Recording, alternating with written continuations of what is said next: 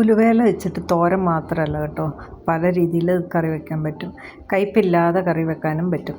അങ്ങനെ ഒരു കറിയാണ് ഞാൻ ഇന്ന് കാണിക്കുന്നത്. ഈ ഒരു സമയത്താണ് ഉലുവേല ഉണ്ടാകുന്നത്. ഇപ്പോൾ ഏകദേശം സീസൺ തീരാറായിട്ടുണ്ട്. ഗ്രീൻ പീസും ഉലുവയുടെ ഇലയും കൂടിയാണ് ഇന്ന് ഞാൻ കറി വെക്കുന്നത്. ഒരു കെട്ട് ഉലുവേലയാണ് ഞാൻ എടുത്തിരിക്കുന്നത്. അതിൻ്റെ ഇലകൾ മാത്രം ഞാൻ നുള്ളി എടുത്തിട്ടുണ്ട്. ഉലുവേല വാങ്ങിക്കൊണ്ട് വന്നു കഴിഞ്ഞാൽ നമ്മൾ ചീരയൊക്കെ കഴുകുന്ന പോലെ മുഴുവനായിട്ട് ആദ്യം അങ്ങ് കഴുകില്ല. അതിൻ്റെ സോഫ്റ്റായിട്ടുള്ള തണ്ടോട് കൂടിയ ഇല നുള്ളി എടുത്തിട്ട് പിന്നീടാണ് അത് കഴുകിയെടുക്കുന്നത്. ഒരുപാട് നമ്മൾ കൈ വെച്ച് തിരുമ്മുകയൊക്കെ ചെയ്ത് കഴിഞ്ഞാൽ അതങ്ങ് ചീഞ്ഞ പോലെ ആയിപ്പോവും. ഇല നുള്ളി എടുത്തതിന് ശേഷം മാത്രമേ കഴുകാവുള്ളൂ. എന്നിട്ടതൊരു തുണിയിലേക്ക് അങ്ങ് വിരിച്ചിട്ട് കഴിഞ്ഞാൽ പെട്ടെന്ന് അതിൻ്റെ വെള്ളം വലിഞ്ഞ് കിട്ടും. വെള്ളത്തോട് കൂടി അത് അരിഞ്ഞു കഴിഞ്ഞാലും കുഴഞ്ഞു പോകും. ഈ ഇലയ്ക്ക് ഒരുപാട് ഗുണങ്ങളുള്ളതാണ്. ആഴ്ചയിൽ ഒരു 2 ദിവസമെങ്കിലും കഴിക്കാൻ പറ്റിയാൽ നല്ലതാണ്. ഇതിനകത്ത് നല്ലതുപോലെ ഫൈബറും അയണും ഒക്കെ ഉണ്ട്. ഇത് നമുക്ക് വീട്ടിൽ തന്നെ കിളിപ്പിച്ചെടുക്കാനുള്ളതേ ഉള്ളൂ. ഈ റെസിപ്പിയുടെ പേര് മേത്തി മലായി മട്ടർ എന്നാണ്. അപ്പം മേത്തി എന്ന് പറഞ്ഞു കഴിഞ്ഞാൽ ഉലുവയുടെ ഇലയാണ്. മട്ടർ ഗ്രീൻ പീസാണെന്നറിയാമല്ലോ. പിന്നെ മലായി എന്ന് പറയുന്നത് നമ്മുടെ പാലിൻ്റെ ക്രീമാണ്. അപ്പം ഞാൻ ഇതിനകത്ത് പാലിൻ്റെ ക്രീമൊന്നും ചേർക്കുന്നില്ല. അതിന് പകരമായിട്ട് ഹെൽത്തി ആയിട്ടുള്ള നമുക്ക് എല്ലാവർക്കും കഴിക്കാൻ പറ്റുന്ന രീതിയിലുള്ള സാധനങ്ങളൊക്കെയാണ് ചേർക്കുന്നത്. അപ്പോൾ റെസിപ്പി കണ്ടു നോക്കാം. ഇവിടെ ഞാൻ 1.5 കപ്പ് ഫ്രോസൺ ഗ്രീൻ പീസ് എടുത്തിട്ടുണ്ട്. ഇനി ഇത് കിട്ടാനില്ലാത്തവർ മറ്റേ ഉണങ്ങിയ ഗ്രീൻ പീസ് എടുത്ത് കുതിർത്ത് വേവിച്ചെടുത്താൽ മതി. പക്ഷേ ഒരുപാട് വെന്തുടഞ്ഞു പോകരുത്. ഇനി ഇത് ഞാൻ കുറച്ച് വെള്ളത്തിലേക്ക് ഇട്ടിട്ട് അതൊന്ന് തിളപ്പിച്ചെടുക്കുന്നുണ്ട്. തിളപ്പിച്ചിട്ട് വെള്ളം ഊറ്റിക്കളയണ്ട. നമ്മൾ ഇത് ഉപയോഗിക്കുന്നിടം വരെ ആ വെള്ളത്തിൽ തന്നെ കിടക്കണം ഗ്രീൻ പീസ്. ഫ്രോസൺ ആയിട്ടുള്ള ഗ്രീൻ പീസ് എപ്പോഴും ഇങ്ങനെ തന്നെ ചെയ്യണം കറി വെക്കുമ്പോഴേ. ഇല്ലെങ്കിൽ പെട്ടെന്ന് നമ്മൾ കറിയിലേക്ക് എടുത്തിടുമ്പോൾ അതങ്ങ് ചുങ്ങിയ പോലെ ആയിപ്പോവും. ഫ്ലെയിം ഓഫ് ചെയ്ത് വെക്കുന്നുണ്ട്. ഇനി ഞാൻ ഉലുവേലയും കൂടെ ഒന്ന് അരിഞ്ഞെടുക്കുന്നുണ്ട്.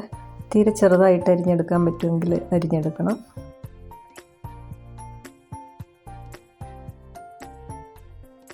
ഇപ്പോൾ ഉലുവേല എല്ലാം അരിഞ്ഞെടുത്തിട്ടുണ്ട്. ഇനി വേണ്ടത് 2 മീഡിയം സൈസ് സവോള എടുത്ത് അരിഞ്ഞു വെച്ചിട്ടുണ്ട്. 5-6 വെളുത്തുള്ളി അല്ലി, ചെറിയൊരു കഷ്ണം ഇഞ്ചി, ഇഞ്ചിയുടെ അളവ് കുറച്ച് മതി, ഒരു തക്കാളി, 2 പച്ചമുളകും കൂടെ അരിഞ്ഞു വെച്ചിട്ടുണ്ട്. 2 ടേബിൾ സ്പൂൺ എള്ളും 1 ടേബിൾ സ്പൂൺ പംകിൻ സീഡും 8-10 ബദാമും കൂടെയാണ് എടുത്തിരിക്കുന്നത്. ഇതെല്ലാം കൂടെ ഒന്നിച്ചെടുക്കണം എന്നൊരു നിർബന്ധമില്ല. കസ്കസ് ഉണ്ടെങ്കിൽ അതെടുക്കാം, അല്ലെങ്കിൽ എള്ള് തന്നെയായിട്ടും എടുക്കാം. എങ്ങനെ വേണമെങ്കിലും ചെയ്യാം.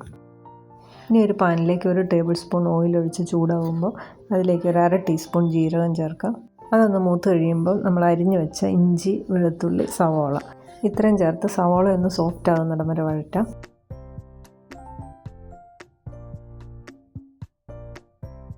ഇനി ഇതിലേക്ക് 1/2 ടീസ്പൂൺ മഞ്ഞൾപ്പൊടി, 1/2 ടീസ്പൂൺ കാശ്മീരി ചില്ലി പൗഡറും കൂടെ ചേർത്ത് കൊടുത്ത് ഒന്ന് ചൂടാക്കി എടുക്കാം.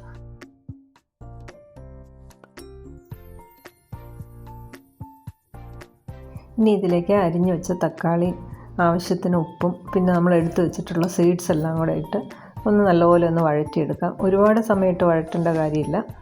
ഒരു മിനിറ്റൊക്കെ ഒന്ന് വഴറ്റിയെടുത്താൽ മതി.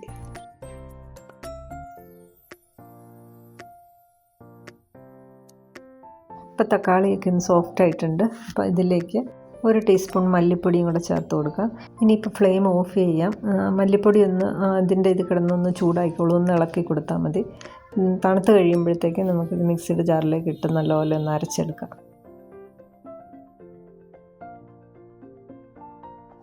ഇനി അതേ പാനിലേക്ക് 1/2 ടീസ്പൂൺ ഓയിൽ ഒഴിക്കാം. അതിലേക്ക് 1/4 ടീസ്പൂൺ ജീരകം ഇട്ട് കൊടുക്കാം.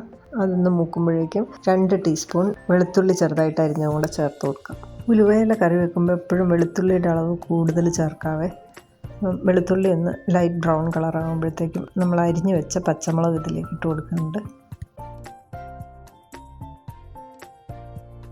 പച്ചമുളക് വഴന്ന് വരുമ്പോഴേക്കും നമ്മൾ അരിഞ്ഞു വെച്ച ഉലുവയുടെ ഇലയും കൂടി ഇട്ട് കൊടുക്കാം. ഈ ഉലുവേല കുറച്ച് സമയം നല്ലപോലെ ഒന്ന് വഴറ്റണേ. അതിലെ വെള്ളത്തിൻ്റെ അംശമെല്ലാം ഒന്ന് പോകുന്നിടം വരെ നന്നായിട്ടൊന്ന് വഴറ്റിയെടുക്കണം. ചെറിയ ഫ്ലെയിമിൽ വെച്ചിട്ട് വേണം ഇത് വഴറ്റാൻ. 1-2 മിനിറ്റ് വഴറ്റിയെടുക്കാം. ഇതിനകത്തെ വെള്ളത്തിൻ്റെ അംശം മുഴുവൻ പോയാലേ ഇതിൻ്റെ കയ്പ്പ് കുറയുള്ളൂ. ഇപ്പോൾ ഇത് നന്നായിട്ട് ഡ്രൈ ആയിട്ട് വന്നിട്ടുണ്ട്. ഇനി ഇതിലേക്ക് നമുക്ക് ഗ്രീൻ പീസ് ചേർത്ത് കൊടുക്കാം. ഈ ഗ്രീൻ പീസും ഇതേപോലെ തന്നെ ചെറിയ ഫ്ലെയിമിലിട്ട് 1 മിനിറ്റ് ഒന്ന് വഴറ്റണേ.